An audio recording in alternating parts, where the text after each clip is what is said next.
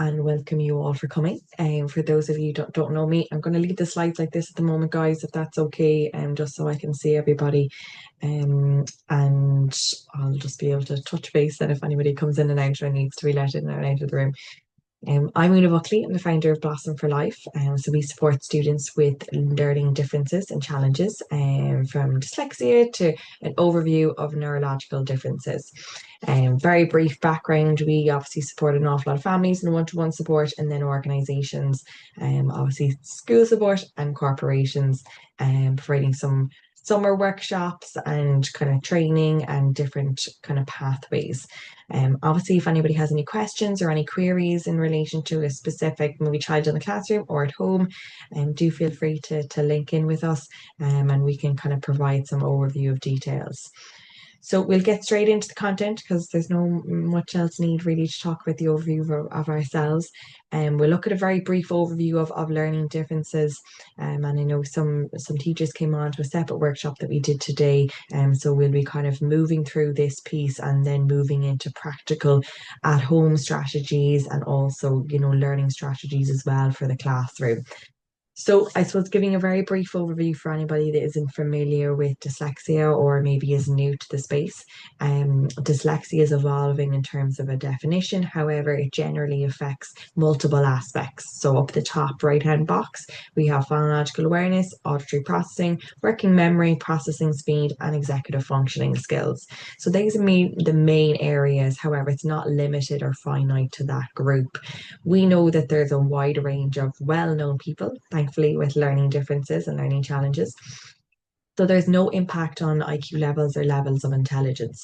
And that's a really important one to factor in, not only at home, but also in a school setting, that a child is far capable of doing, let's say, all the day-to-day activities. It's just about them getting the right skill set and the right tools to complete those activities. It's been proven that a multisensory learning approach is the best for students with learning challenges, and we'll look at that in a little bit more out throughout the session. And then saying some of the common difficulties and the signs or things to look out for, or maybe the challenges, can be alphabet and number and letter reversal, and phone numbers, days, months, years, and then some nuances, clock, sense of direction, telling the time. All those other aspects as well can be a little bit more stretched and a bit more of a challenge. However, it's really important that all of these, overview, definitions, and suggestions are all really individualistic. So what works for one child might not work for another. And it's really about, I suppose, a tailored method where possible. Unfortunately, that isn't always applicable in a school system. So the responsibility can't go on to all the teachers because they don't have enough hours in the day to give one-to-one support for every child. But it's really important that, in conjunction with some of the school and the teachers aspect, maybe a suitable plan then can be drafted to suit a child's needs at home and in school.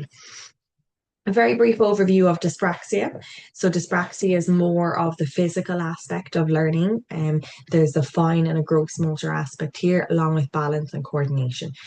Very atypical catching balls, activities, games, and that physical movement aspect may be really challenging. And then also may affect their fine motor skills, which could be like handwriting, beads, colouring between lines, anything that requires that extra bit of attention to detail and usually focus and energy into a hand movement may be a little bit more of a challenge. This also might affect them here sense of direction, organization, memory, short-term and long-term, which we'll also try and integrate today, concentration, thought process, and emotional regulation. And we just did a recent workshop with Dr. Anya D on emotional regulation at home and at school. So do feel free to check that out on our YouTube channel at Blossom for Life about some top tips around emotional regulation on a day-to-day basis. And then a very brief overview on dysgraphia. Unfortunately, can't cover all learning differences, and we'll be here for quite a while. But these are the kind of main few that we've picked at the moment. Dysgraphia is more of an impact then on handwriting and handwriting-based difficulties. Often students will relearn how to hold a pen and a pencil at any age that's fully possible. But then if not, it might be using more towards a typing and a typing-based approach. A common sign to look out for, from a handwriting difficulty is that a student, handwriting onto a page, and if you turn over the page and there's an indent on the other page, then generally their handwriting pressure is just a little bit too hard on the page, and then over time their hand is going to naturally tire an awful lot more, which may lead then to handwriting being a little bit more illegible or a little bit difficult more to spot. Now, generally, this isn't as easy to track in students that are of a younger age demographic because they're not really writing a huge amount, but signs of this will definitely be a lot more evident in kind of junior cert and in leaving cert cycles where there's a lot more volume of work and further challenges that can be implemented. So some practical strategies for at home, we can get into all the tips and suggestions. And I suppose some of these can be integrated also in the school, or they can be suggested maybe in parent-teacher meetings, or, a collaboration approach between school and home to see what are the best tools that can be suitable for your child or child in the classroom. Dyslexia font can be a great one, easy to download. Again, may not be applicable for all students, but if a student is doing an awful lot of text-based work, or they're doing a lot of sheets and handouts and books and copies, and which most students are, maybe Dyslexia font can be very user-friendly and can be easily downloadable and then put into maybe a homework formatting or whatever it might be used for the homework basis at home. Limiting white backgrounds and colour overlays. We won't dive into all of them in detail. And again, happy to send out the slides afterwards. I know we'll be moving through it at quite a bit of a pace. Limiting red pens, even at home as well. Of course, obviously this can be done more from a teacher base, but sometimes, parents will run through and correct work. And ideally, we don't want to correct that in red pen as best as possible. One instruction at a time is a really important one for at home. If a student's getting organised for a match or a sleepover, and they're to get this item and that item and put it here, and then before they know it, there's 3 or 4 or 5 commands being given, and generally that might be a little bit of a challenge. And so that may be one instruction at a time approach, or visual cues, in a diagram format or in a picture format might be really helpful. Movement breaks are not just for school. Outside activity obviously is proven to be a huge level of involvement into educational performance, and going outside on a very, very regular basis at home and ideally in between aspects of homework can be really beneficial as well. So any student sitting for a long period of time trying to concentrate or focus or do homework generally isn't as mainly advantageous as if they, got up, had a few minutes of a break, ran up and down, went to the back garden, came back in, and that movement aspect throughout, and ingraining them in that habit so then they become more involved in their own educational experience. So then that child, when they get into secondary school or get into the state exams, that they know, well, okay, after 30 minutes or 40 minutes, I know I need to get up and move around and I need to have a bit of a break and become more self-sufficient then and more independent as a learner. A little overview of assistive technology, guys, which we'll just run through very quickly, because I suppose won't have the scope to look at everything in detail in assistive technology. We could be on for many hours doing assistive technology alone, but there's a wide range of platforms and programs, some which are suggested here on the slides. What I would suggest is kind of fine-tuning where the 2 or 3 main difficulties are at the moment for your child at home or child in the classroom. If it's, spelling, if it's reading, if it's math, what are the 2 to 3 things that are really causing an awful lot of time or stress or delays, and then trying to see what is the best suitable approach to moving that forward and prioritizing those.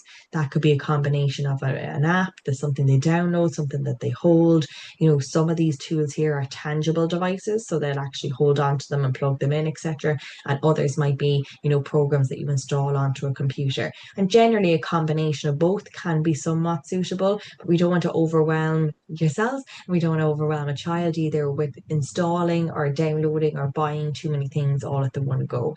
So it really is about those 2 or 3 things at the most that can be looked at for now and then reevaluated over time. So we download an app and give it a trial and see how it goes. And if it's not being implemented and used on a regular basis, generally there's no major purpose for it.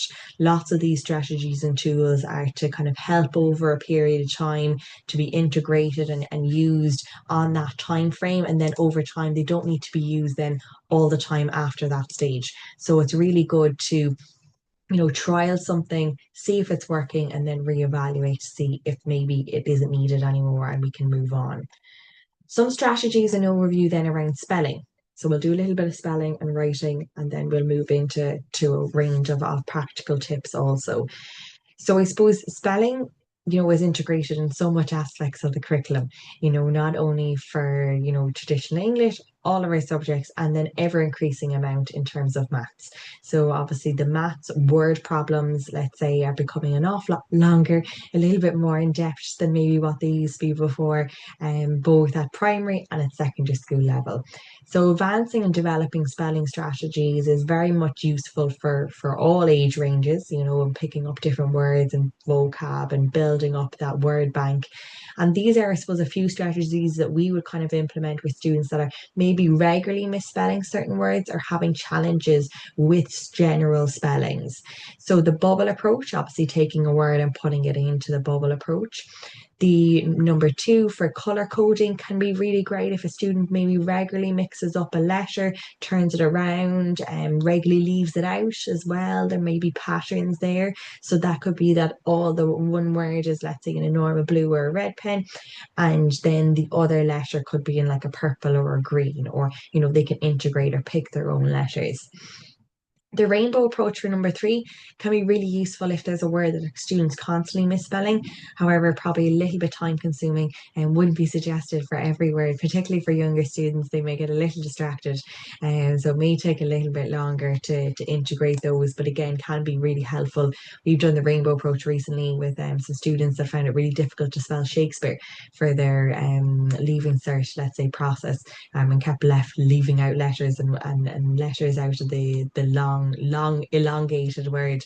So can be really, useful to integrate where possible. Number four for the stairs approach, so descending and ascending. So going up the stairs can also be really great for words that are a little bit longer in length, and maybe there's common misspellings again on a regular basis. And a really good one to maybe integrate with colours or see what would be useful as well. Writing with the wrong hand. So we don't do a lot on neuroscience in this class, but we have obviously a left and a right part of our brain, and the pathways between both parts obviously affect our left and our right movement. And if we're writing a little bit with our wrong hand, which is our less dominant hand, there can be studies show there that might help with retaining the spelling a little bit differently, and it's stored in a different part of the brain. Again, do feel free to look into it if you're interested on that concept. It's quite a cool approach. Alphabetical order, rhyming, and then kind of number eight for dictionary work, don't really use as much. It's still put in there as maybe a classic and old version of spelling strategies. But with, theory and dictate and all the different, speech to text versions, let's say, might not be as useful, and actually can be quite a frustrating process for some students. A very little brief overview on writing. So kind of writing, I suppose, as you mentioned, if writing isn't useful as a regular activity, or a student maybe really struggles in this area, either relearning how to hold a pen or pencil in a series of kind of grips and different versions there, but then also moving to obviously developing typing skills. And typing skills for all students will be very, very prominent anyway, moving forward into later school, but also then obviously after school as well. So typing as an activity probably is a great one for everybody to be practicing on a regular basis anyway. Mind maps. I suppose mind maps, there's a specific approach to mind maps and learning for students with learning challenges. And I suppose that layout format is something to really notice and really monitor and manage. Colored pages, lined pages, ideally where possible. And we often have students that, will write a little bit of a paragraph on a printer page, and then the sentences will gradually decrease down the page as they're writing, etc. And and they'll think they'll be able to write in a straight line, but that's not always the case. So those little kind of cues can help with writing and structure and format. And knowing how much they've written is a really important indication as well. Obviously, these smaller copybooks and larger A4 4 refill pads as we move forward into secondary school, which obviously is a larger volume of work. And that transition between sixth class and first year is a really important stage, because there's a longer sentence straight away to fill, usually quite quickly. And students like to then go in on the margin and in on the other side of the page.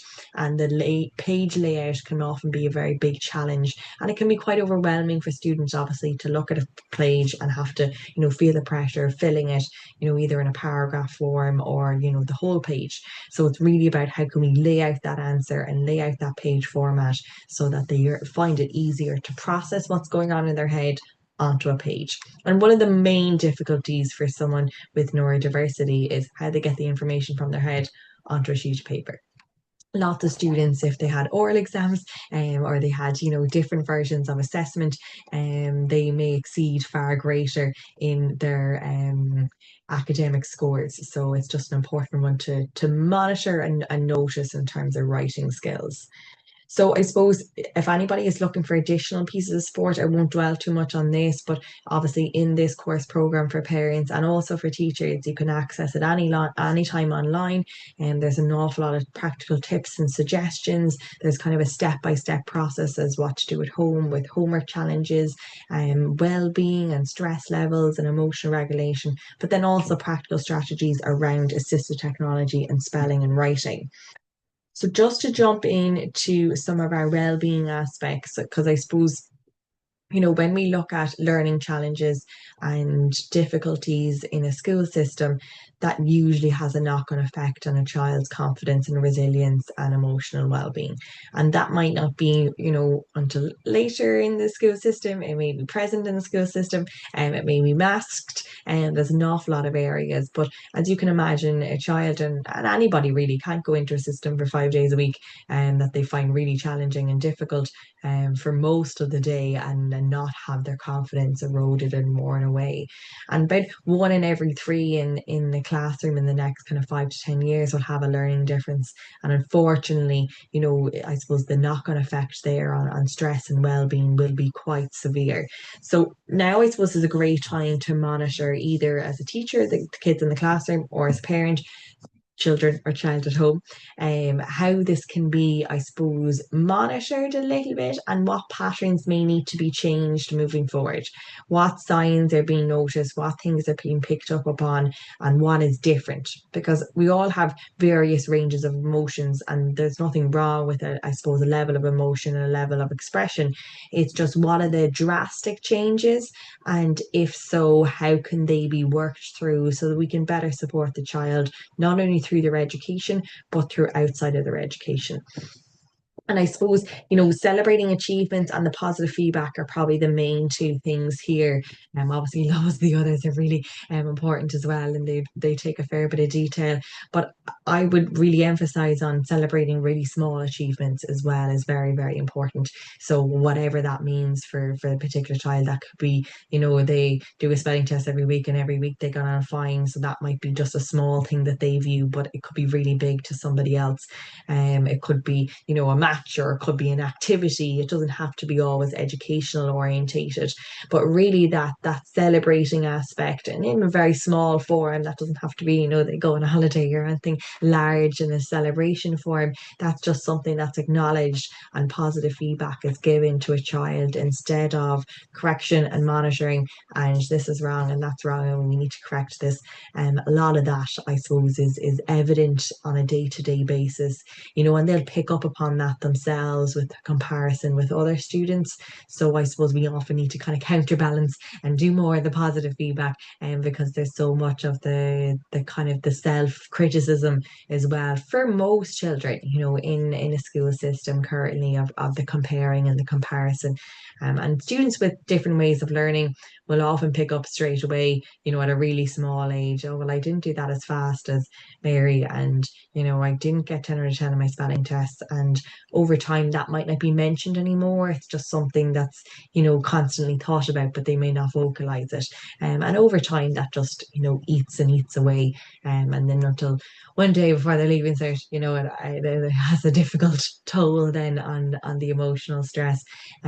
So it's about, I suppose, backtracking a little and seeing what are the easy solutions to some of these more complex problems, because there's definitely, easier ways of rectifying things. From its study basis, which is just a very brief overview, because I know obviously everybody's coming at it from a different lens and a different age range, so it might be younger students and the study aspect might not be fully applicable at the moment, but it's never, I believe, never too early really to start into good patterns and good practices, if that's, getting into a, format already of how we lay out an answer, or, learning different words or expanding upon techniques. It's great to expose children of all ranges to, concepts that they'll be facing further down the line in the education system. There's obviously really individualistic approaches to study skills. There's, so many workshops and webinars that are hours and days and weeks long, how to cater, I suppose, from a study aspect. And it's great to look into as maybe a tool even earlier along in the student cycle, let's say at home, to what might be suitable for them when they're studying, when they get to that point of sitting bigger exams, what might be the approach then, and how maybe we set up a space. Because I think creating a space dynamic, not only for study, but for general homework, is probably one of the most useful strategies. Ideally, a space that, is dedicated specifically to, those tasks, because a small desk beside the corner of a kitchen or of a living room, where they just go do those pieces of homework. It's not a shared, general space. The rest of the room can obviously be shared, but this is a space where they just go sit down and do their activities, and then they come away from that space. And ideally, we do want this outside of the bedroom where possible, because at times then the bedroom then gets associated with schoolwork. And as a student gets older, they may have less downtime, and their bedroom then is associated with just studying and working and schoolwork, and it's harder then maybe to switch off, and impacts with their sleeping pattern. So having a set little spot somewhere that can either be, folded up or closed over, or whatever creative solutions people can come up with. There's a multiple IKEA ranges that I've seen over the last number of years that can be highly suitable for all different living dynamics. And it can be great just to create that separation, and creates a really healthy pattern for the child as well, so that they're doing the activity, they're involved now in doing that piece of work or schoolwork, and then when the activity is done, the bits go away or the books go back into the bag, and then they're free to move on then to the next task, instead of it just being kind of always out and always surrounding them, and it's constantly then being thought about. Just some useful sites, guys. So I find there's a wide range, obviously, of online support. Okay, there's so many different tutorials and webinars and booklets, and just such a wide range of tools, but these are the kind of ones that we would use on a regular basis. So Luminosity is a really great brain training program and software. Excuse me, it's based in the States, and it can be really useful for kind of the teenage age range and upwards. So it's kind of suitable for all age ranges, but that was the kind of target cohort that they generated at. There's a free and a paid version, and the free is still equally as beneficial, and definitely can be really, really useful for working on focus, concentration, memory. It does maths, it does spelling, it does all dynamics, and it sends 2 or 3 little puzzles to do a day, take less than 5 minutes. You can do them on a phone or on a laptop or on a computer, and they can be really great, from daily activities. Dominoes, typing, either typing.com or Nessie, and thinking toys is great, maybe for even in school activities, or at home, kind of has an awful lot of OT resources and, balance activities and games. And then the Big Life Journal, I highly recommend for any parents that's struggling with at home kind of emotional regulation and challenges. And there's a kid version and there's a teenage version, and also, for any teachers in the classroom as well, there's our parents also, every week they sent out like loads of free different booklets, and things that can be filled in and printed out, and activities and kind of resources, and they can be really, really helpful in terms of confidence and well-being and regulation building. What I'm going to do is I am going to stop the share for a second,